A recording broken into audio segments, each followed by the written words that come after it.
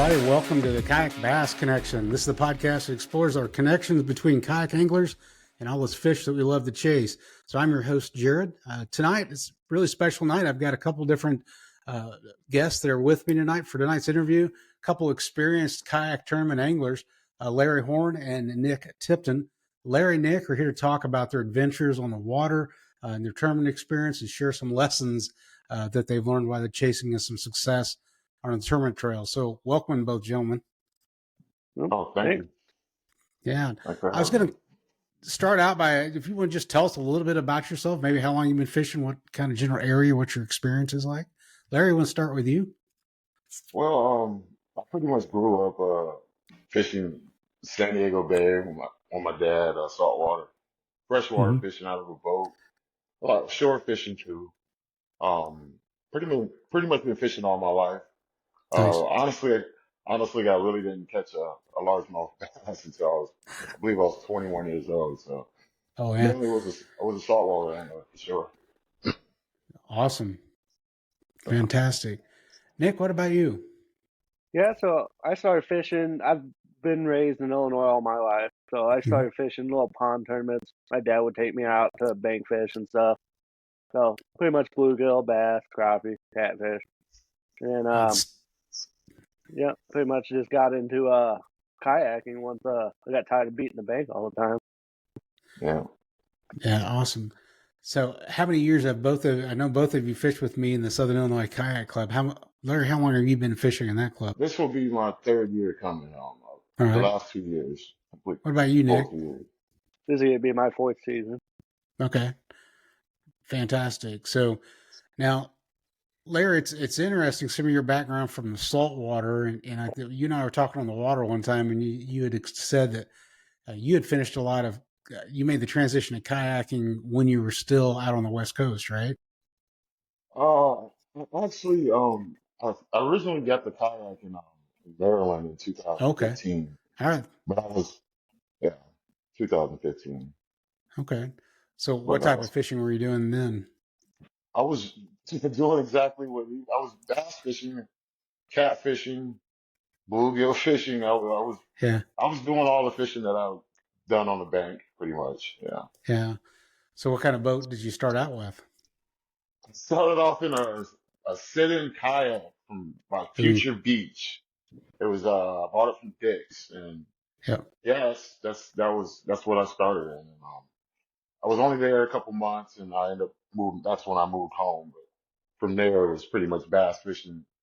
That's all I've pretty much done is bass fish out of a kayak in the last 7 years. Okay. Yeah. So how is it? I'm curious. What was the difference in different regions? You've bass fished out of kayaks in a couple different places. What's the biggest difference? Well, California is it's real pressured water. In San Diego, we got real small lakes, and the boaters they come out. Our lakes aren't even open every day. They're they're not stock lakes or anything like that. They're pretty much they don't stock bass in them, but they do stock trout in some of the lakes. Mm-hmm. We got a history of giant bass caught out of those lakes. But it's really finessey drop shot, the weightless Cinco. People throw some cranks and they do some other techniques too, but really tough, really pressured, really tough, really tough. I don't know about you, Nick, but I thought some of our lakes that we fish are pretty pressured. Oh yeah, seems like it to me as well. Yeah. So how's it differ from what you've seen here, Larry, and what you saw out west? The amount of pressure. They are pressured lakes out here, but these lakes are so in some cases some of these lakes are 2 times, 3 times the size of our lakes. Some of the lakes that we have out in the San Diego area. So when you got 50 boats piling up on our lakes back home, or 100 boats, that's a ton of pressure and on those smaller reservoirs. But they're great fishing. You know what I mean? Some years are better than others. I know the last couple of years have been really tough out there for those guys. But if you can figure it out, you're most definitely gonna get bit more. But the difference is I would say I find myself getting bit out here a little bit more. Mm. Um, I got the confidence to throw different baits. I think I was kind of a, Cinco crankbait guy. Maybe in California, I probably do that a lot, but I'm throwing the frog out here, and that's stuff I wasn't doing out there. Mm. So Hmm. it's very different, I would say. Yeah.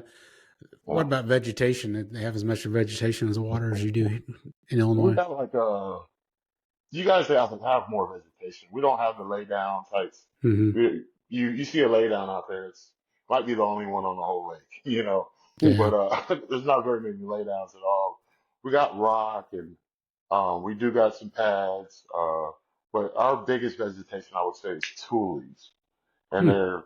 some of these tules are sticking up out of the water 6 feet, 7 feet in the air. I mean, you're probably sitting in 10 foot of water. So yeah, there's a certain type of fish that live in there. You can kind of tell when you catch them because they're darker Mm. than if you were to catch some schoolies out in the open or whatever, in 20 foot of water. But it's just a darker. You can tell those fish live there.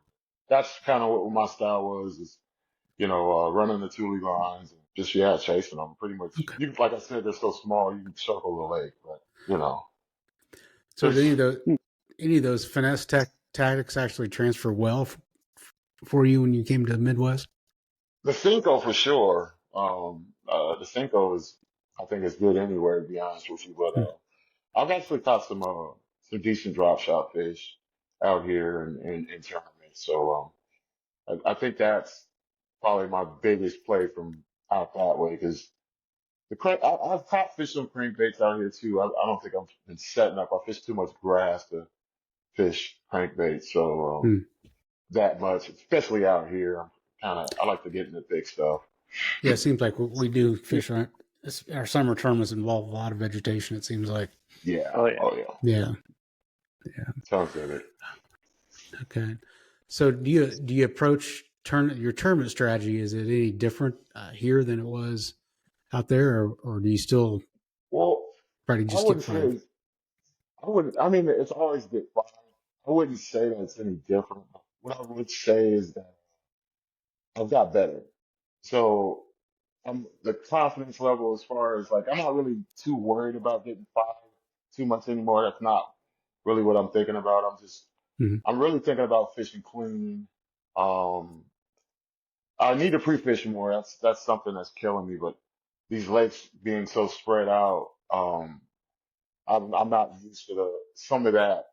With the local club travel type. There's a lot of travel in the club out here compared to, we got six lakes in San Diego that are Yeah. all distance from each other. So I can Yeah. pre-fish so much more on that level. But yeah, it's tough though. It's tough. I'm just, I believe I got so much better. So as far as my experience, Mm-hmm. just being a rod and reeler my whole life, I think I'm just getting better. And technique wise, is you get out there and they kind of throw everything out the window sometimes. So half the time it don't go the way you plan on it going, for sure. So Amen to that. Oh yeah. I try not to even get my head psyched around, oh, I'm going to do this and do that, and because it Yeah. normally gets tough pretty quick if you're not on them, at least. Yeah. So Nick, that brings up a really interesting point that we discussed a little bit. Is it the time that you've been in tournament fishing, you've talked about the mental side of things. Oh yeah. So talk to us a little bit about that, Nick, and about what you go through mentally during a tournament day and how you kind of face that battle that everyone has. Yeah. So like my first year at tournament fishing, I got together with Sick, and I was thinking, oh, it's pretty much every man for themselves. There's not gonna be everybody giving up their spots and all that. So I was like, okay, I need to catch fish and just win and get higher up into the standings, get AOI and stuff. And that's all I cared about really, was just trying to win pretty much. And then the second year, the end of that first year didn't turn out as nice as I would have liked and stuff. And I think it was just mainly because I was getting into my head about worrying about catching so many fish and keeping up with everybody else. When I came back the second season, I realized, well, don't even worry about that. Just go out and fish. All these guys are great people. I learned a whole bunch of stuff, and I'm still learning a bunch of stuff from everybody. And that's just kind of my mental game the past few seasons is go out and catch some fish, but have fun more importantly to me. Because at the end of the day, it's just we're just going out there to be outdoors people, and just staying positive. You get negative. I was listening to some of your older podcasts over the past few days when you were talking to Dave, and pretty much the same thing. If you don't have a positive attitude, you're wasting your time pretty much in a tournament setting. For me, if I'm in a bad mood or something, I'm just going out fun fishing. That'll help me out. But for some reason, the tournament settings it doesn't work out that way usually. Have either one of you had specific instances that you could remember where you just really had that everything's going wrong? You had to kind of do that mental check with yourself. Oh yeah. Yeah, almost definitely. Yeah. So tell me about it. You get out there and maybe you did pre-fish, maybe you didn't, maybe caught fish there at a certain spot, and a couple hours go by, you don't get bit. It's a struggle. I ain't gonna lie. A lot of times when I'm out there struggling and trying to find that second win, I usually stop. I might go on the bank, use the bathroom, smoke a cigarette, eat a sandwich, and kind of pump myself back up and get back out there and try and keep going. And at that point, I'm probably going to be fishing fast. I got the NK 180, so I can cover a lot of water. I can run a quite a good distance. So at that point, I'm most likely going to start fishing really, really fast. Usually, when I catch one, I can probably get another one there. So that's the only at that point. At that point is when I'm going to slow down. If I get Normally, when you get a bite, kind of things pick up, and you got that window. So yeah, you got to get them. You got to get them in that window. Sometimes it never opens back up. So Yeah. Yeah. What about you, Nick? Have you had any specific instances you can recall that they were just having a bad day and were able to turn it around? Oh yeah, I think the classic last year for sure. I started off the day going out. Me and Darren were heading out, and it was a really windy day. I was a little concerned going out there in the open water and stuff, and I started going out. I remember that day saying it was really windy. It does not quite do it justice. I think it was 45 mile an hour sustained wind, but go ahead. Oh yeah. Yeah, so me and Darren were just cruising out in the open bay, and I was like, "Oh, this is getting a little sketchy now." And I started. I have a native Slayer Max 12, and I realized my rudder was getting a little loose, and I was like, "Oh man, this is not going to be good."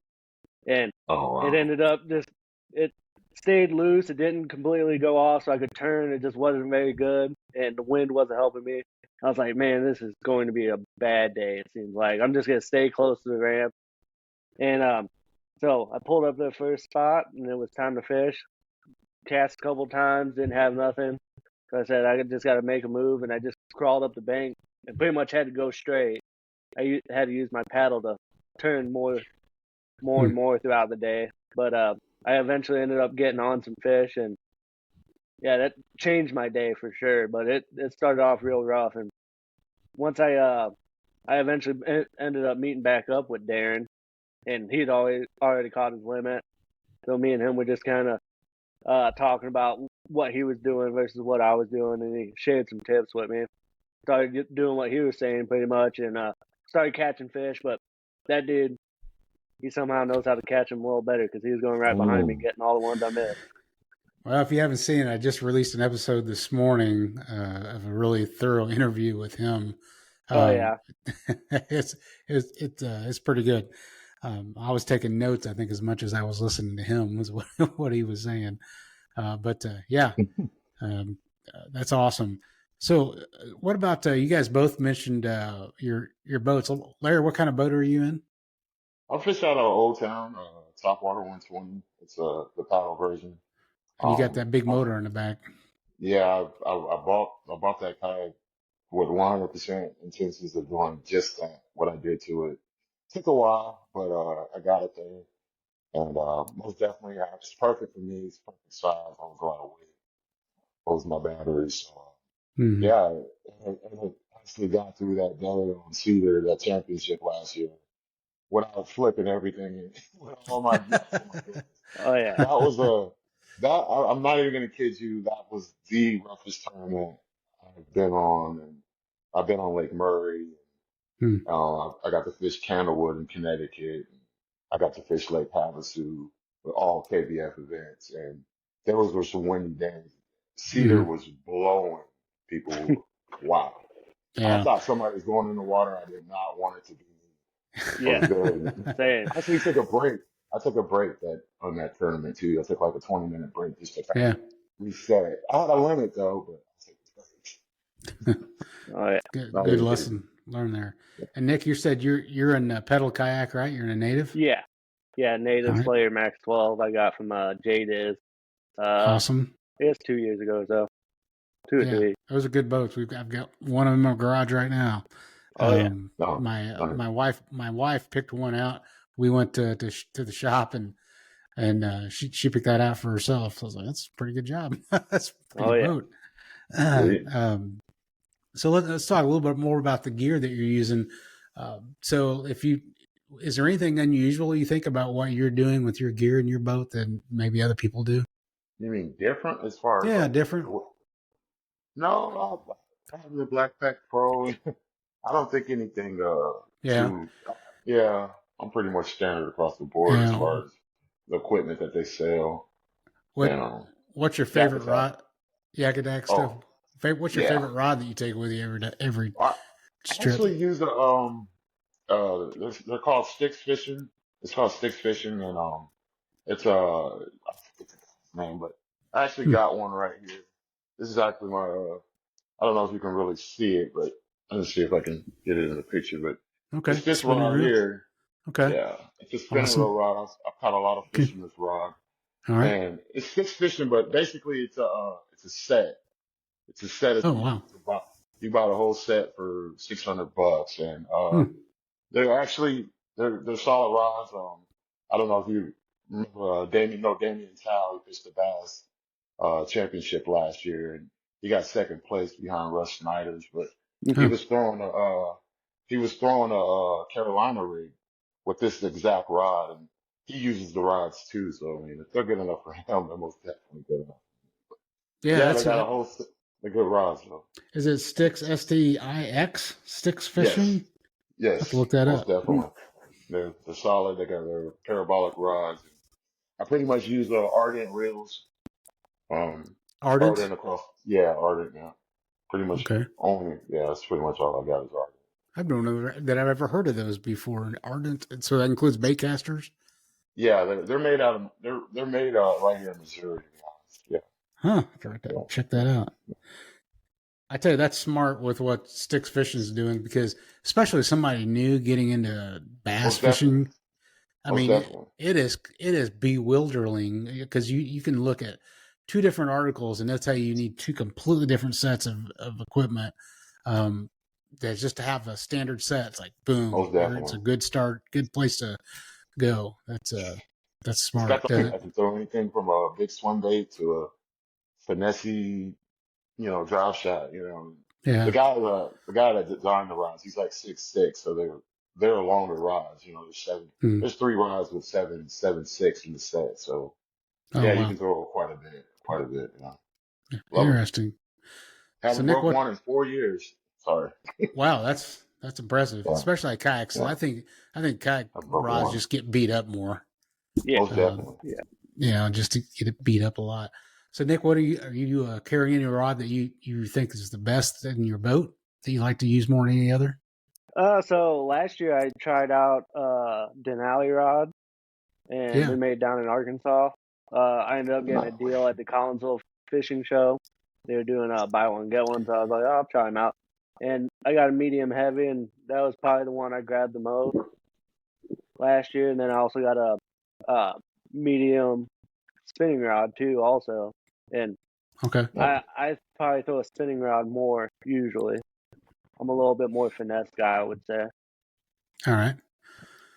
I just got a Denali rod. As a matter of fact, when JD's Fishing was closing their doors, they had to sell on their stuff, and I bought a jig and worm rod off him, a Denali Lithium, I think it was called, Lithium Pro or Yeah, it was something a like nice that. one. I don't think I've even used it yet. Hopefully, I'll be using it here pretty quick. Oh, It's definitely going to get a ride in the boat. He So closed you his meant, doors? yes, he did. Unfortunately, I he didn't did. know that. Oh, Yeah, wow. yeah. Lost a good resource there. Helped my bank account though, because I only live 15 minutes from there. So, and Oh, I would be in within blocks of his shop a couple times a week.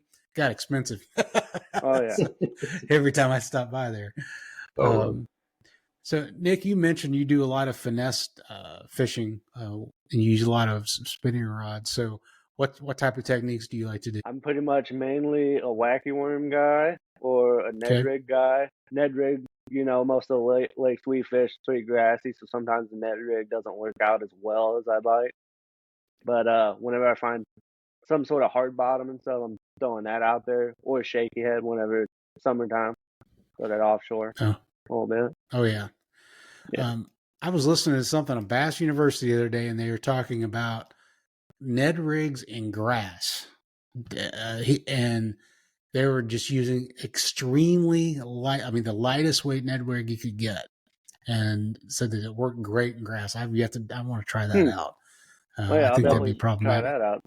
Sounds like a Yeah. good idea. Throw them right in the pockets, I would imagine. Yeah. So, Larry, finesse is your main game there, right? So, what do you like to throw? I'm pretty much I throw a lot the Cinco de Texas rig, pretty much a lot, probably 50% of the time. I do go wacky with it here and there, not as much. I usually have one tied on or something. Pretty much that or a small type Texas rig, that I'll throw. But yeah, I like to throw the wacky and the Cinco, the Texas Yeah. rig, and What kind of hooks do you guys use on your wacky rigs? I've bounced back and forth between a couple different types of hooks. BMCs. Okay. There's actually, I don't have them with me right now, but I forget what they're called. But some VSC style hooks for me, but I think I'm gonna change that up. I've seen some other stuff. Okay. Yeah, so I was using Vector hooks. They have it's a wacky hook, and it's pretty much the same as their drop shot hook also. Mm. And I was using those, and now they're getting off online and just selling in retailers. So I'm gonna use these ones up and start exploring some other options. But they work pretty well for me. I mean, I never had anything come unhooked that wasn't really my fault usually. Yeah. That's the one good thing about the wacky rigs. It seems like, especially the finesse hooks, once they're hooked, they're now. One thing I have not done hardly at all, as you've talked about, is drop shouting. I've heard some people curse it. They said it's hard to do from kayaks. Walk me through kind of your setup, and any tips that you might want to give somebody who wants to try that. I'm not the best drop shotter, but I do know how to do it. I'm like out here, for instance, there's a ton of laydowns, and the bites I've had seem to come off kind of like the tips of the laydowns at the end in the deeper water. Um, it's basically you're just throwing it out there. You want to get on the bottom. That's the whole key of it, and you want to be able to stay over the bait. I think the more vertical you can stay over the bait, like the guys with spotlight, they're gonna have probably a lot better success with that. But being more vertical over the bait, as it's like literally jigging it with the ice or something, I think that is key because if you're kind of throwing perpendicular, towards the bank or out deeper, you kind of miss those when they grab it and pick it up and run with it. You know what I mean? You kind of miss that. But if you're right on top of them and they get it, and you really, really feel that vibration come up that mono, you kind of know they're there before they even realize they're there. So now you're just waiting on that little extra tug. So I would say stay more vertical with it. You don't want to be dragging a drop shot around. So do you use a longer rod? I mean, what kind of rod are you going to use there? I do. I use one of the rods in the set. It's a 7'6" light. Like I said, the guy's tall.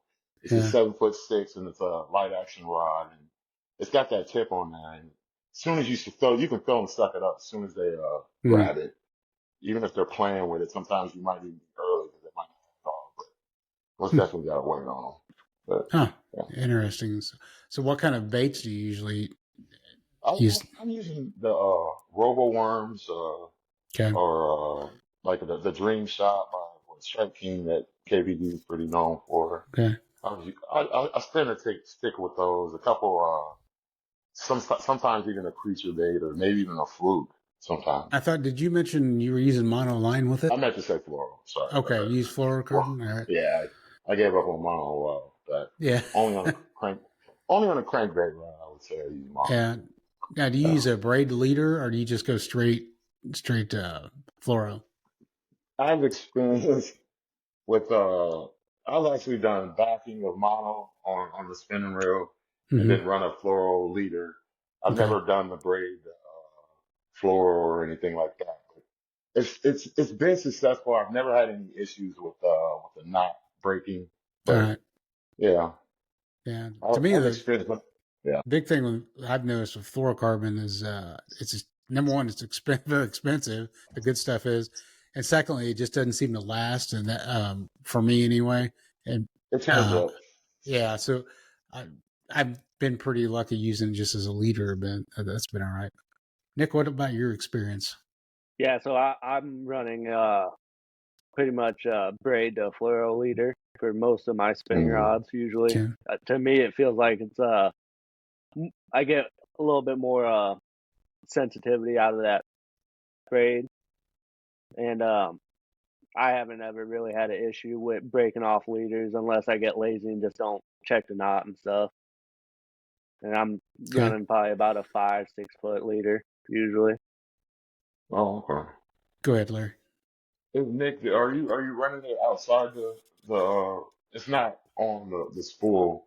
You're not. No, It's usually what? yeah, it's like Yeah, it'll be pretty close. It's not in the spool though. I've had issues where gotcha, it gets a little funky on me if I try to do that. gotcha. Yeah, but I got you. I figure trying to I'd rather have that longer leader and just have to keep cutting it off and stuff if I have to versus having to Most retie definitely. another leader because I tried doing that my second season kayak fishing and it was just eating into my time. And at Hmm. that time, Gotcha, I didn't have a pedal kayak. I was just paddling, and by the time I'd switch the gotcha. leader out and stuff, I'd be half mile down the lake, getting blown around. Totally, totally. Yeah. Nice. So you guys have both got a lot of different experience in your under your belt there. As you go into this next year, you know we're in dead of winter right now, looking at the 2024 fishing season going to be starting soon. Have you thought about any goals for yourself, or any specific things you want to do differently this year to try to elevate the game a little bit?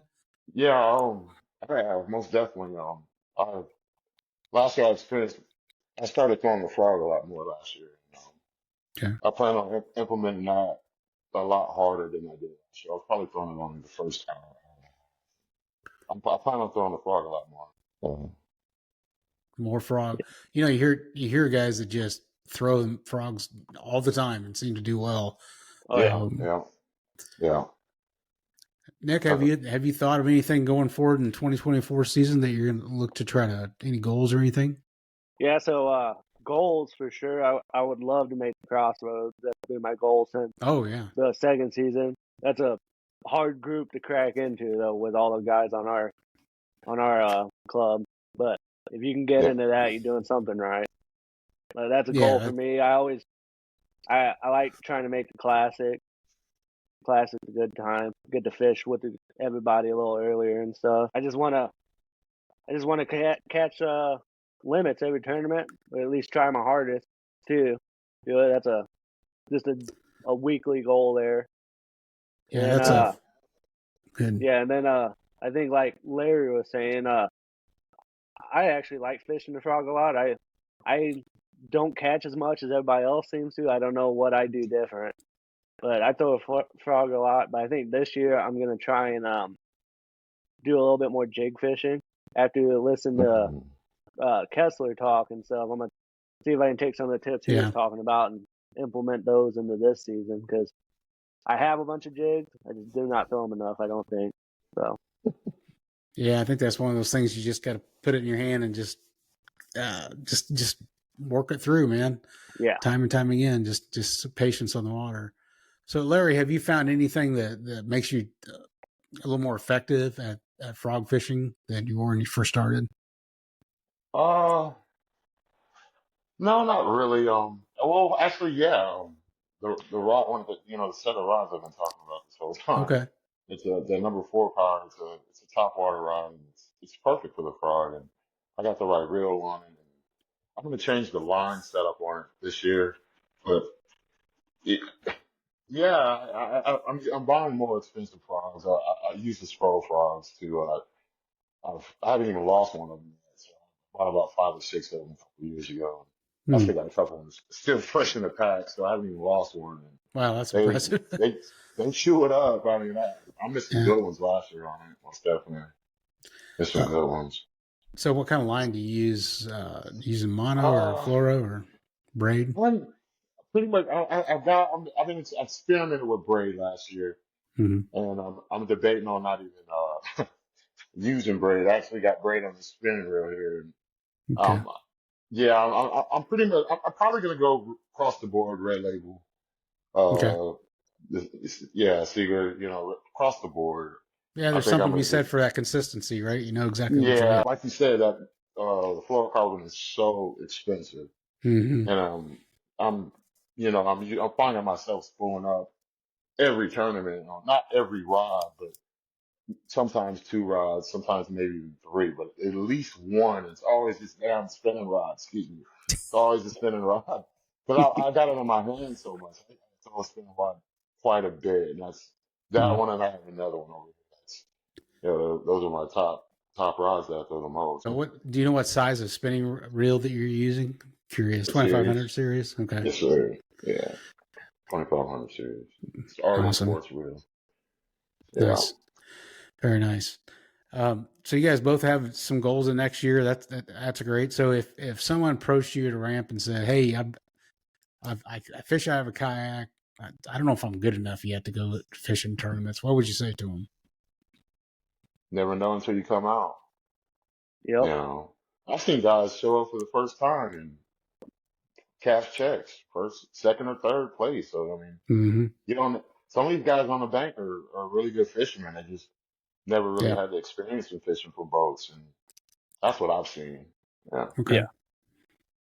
And like Most I of that. said earlier, pretty much if they came up to me personally and asked that, I would say just join our club and get to know a few of the guys, because everybody I've met in the past 3 seasons, is super friendly. They're willing to give you advice, and a lot of the guys meet up and just fish for fun days whenever it's not tournament fishing, or they Mm-hmm. meet up a day before and pre-fish Yeah. together. I mean, if you want to get into kayak fishing, I would recommend just joining the club, because you'll meet all kinds of people who you didn't even know are local to you. Oh, Yeah, and it's amazing. I think the kayak group, when you start discovering other kayak anglers, it's kind of like they're operating independently until they find more people and get Yeah. together. It's kind of cool. So yeah, it's yeah. really good. Well, listen, we've had a great conversation, guys, and I know both of you have things to do this evening, so I don't want to keep you much longer. But I want to thank you both for spilling a lot of good information here about how to be a better angler, what you've learned during your fishing, I'd say careers, or 3 or 4 years or a lifetime worth of fishing, and especially how you apply that now and your new goals. That's awesome. So, anything else you guys want to add before we sign off for tonight?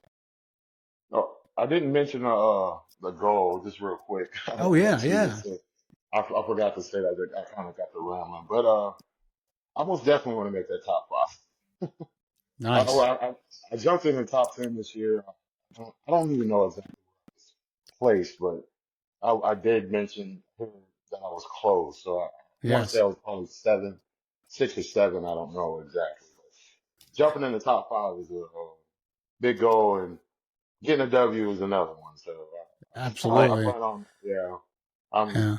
I'm gonna do a lot more this year. I got a new vehicle that's got a 3-cylinder in it. it's not gonna burn any gas. I'm gonna be able to pre-fish a lot more now. So brand Nice. new Trailblazer. I got a brand new Trailblazer. I'm gonna put a hitch on it probably here in the next week or two. And still got the truck, but yeah, man, I'm gonna be out there this year. Oh, that's Be out there. fantastic. We'll look forward to seeing both of you Most at all definitely. the events. Nick, did you have anything you wanted to add before we go? Nothing really. I Okay. pretty much summed it all up. I think pretty much just a bunch of good group of guys in the kayak club. Sick. Had a lot of guys help me along the way, and if you see me out on the water, I hope you come up and ask me. I might not know all the answers, but I'll at least talk to you for a little bit.